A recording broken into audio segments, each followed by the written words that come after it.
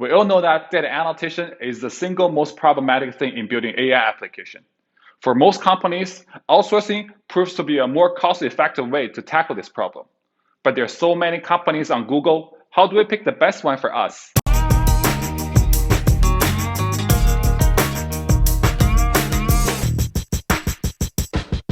Hello everyone, my name is Peter, the founder of Awakening Vector. Today I'm going to walk you through the key measurement to evaluate an annotation company. And hopefully, after watching this video, you will be able to find the best vendor for yourself.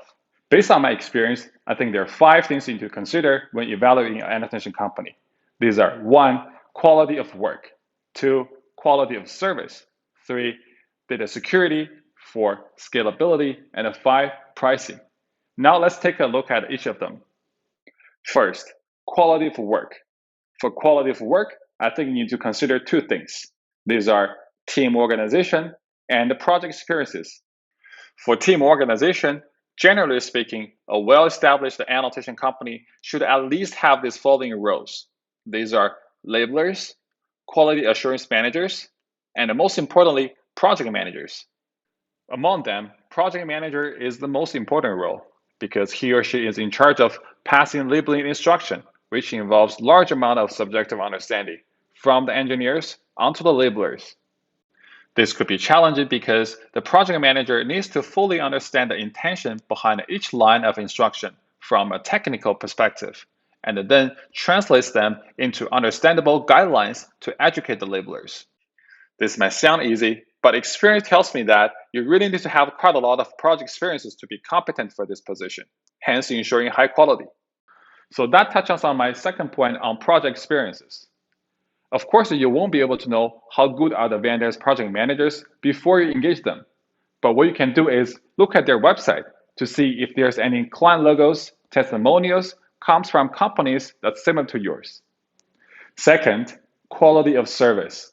For this measurement, I suggest you look at these 2 aspects. First, responsiveness. Second, engagement flow. For responsiveness, it is very straightforward. You want to look at things like how quickly are they responding to my emails? Are they hosting collaboration softwares such as Slack or Microsoft Teams with us? This is very important because, as I mentioned before, in order to deliver high quality, there's going to be a lot of communication between the engineers and the project manager. A responsive vendor could really speed up the work. For engagement flow, some companies would provide a free demo annotation before signing contract to demonstrate their understanding of the instruction and their quality of work, while other companies refuse to do so. I strongly suggest you pick one that will be willing to bear the cost of providing a free demo, because that shows how seriously are they treating you as a customer. Third, data security. As I mentioned in previous video, in order to make your compliance department happy, there are 3 things you could require from the vendor. These are NDA agreement, GDPR compliance, and ISO 27001 certificate. In most cases, this would be sufficient from a compliance perspective. Other than these, one thing you should remember is putting down some data security related clauses on the contract you're going to sign with the vendor for a further level of protection. The 4th measurement is scalability. Generally speaking, when an AI team first look out for an annotation vendor, no matter you're working in an AI consulting firm, a large corporate, or AI product company, the underlying project size will normally be very small because everybody needs to start with a POC before moving on to production stage. Although you don't have too much data to be annotated at this point, you should really pick a vendor whose capacity could cover your future demand. This is important because, as I mentioned before, no matter how good the vendor is, you would have to invest in some time and energy into educating and collaborating with them in order to ensure high quality. The last thing you want to see is when you want to ramp up production with your vendor after finishing your POC, your vendor tells you that they don't have capacity. This means you would have to pick another vendor and go through that education and the collaboration stage again. This will certainly slow down your project pace. Therefore, I suggest picking the vendor that has enough capacity to cover your future demand on day 1. Last but not least, pricing. There are 3 tips I can give you regarding pricing. First, you should pick the right pricing model that is suitable for your data volume. I've made a full video about this. You should click this link to take a look. Second, like I mentioned before, some annotation companies would request for a sample data to provide a free demo before providing a quotation.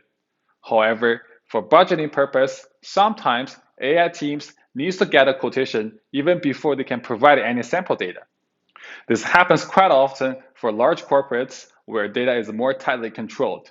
So my tip for the AI team is you could look for some open source data that's similar to your user case in order to get this quotation for your budget. Third, just like everything else, cheap doesn't mean good. This holds true for annotation service as well. I don't think I need to elaborate on this point too much. But the bottom line is you really want to look at pricing together with the other four measurements I mentioned. Now let's have a recap. To select the best annotation vendor for a project, you really need to pay attention to 5 measurements. These are first, quality of work, second, quality of service, third, data security, fourth, scalability, and the fifth, pricing. For quality of work, you need to consider the team organization to see if they have necessary roles. Also, you need to pay attention to their project experience. For quality of service, as I mentioned, responsiveness and engagement flow are the 2 things you want to look at.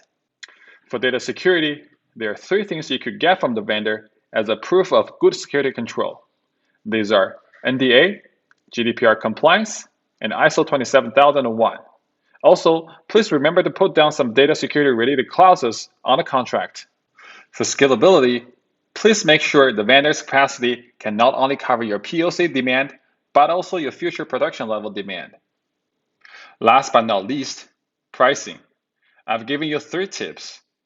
First, pricing model. You could check episode 2 of this video series for more details. Second, if you don't have sample data for quotation, please look for an open source dataset that is similar. And third, cheap does not mean good. You really have to look at pricing together with the other 4 measurements. So that was all for this episode. Hopefully after watching this video, you will have a much better idea on how to pick the right vendor for your project. Thank you very much for watching. If you want to know more about data annotation, please leave your comments or add me on LinkedIn. I'm more than happy to answer your questions.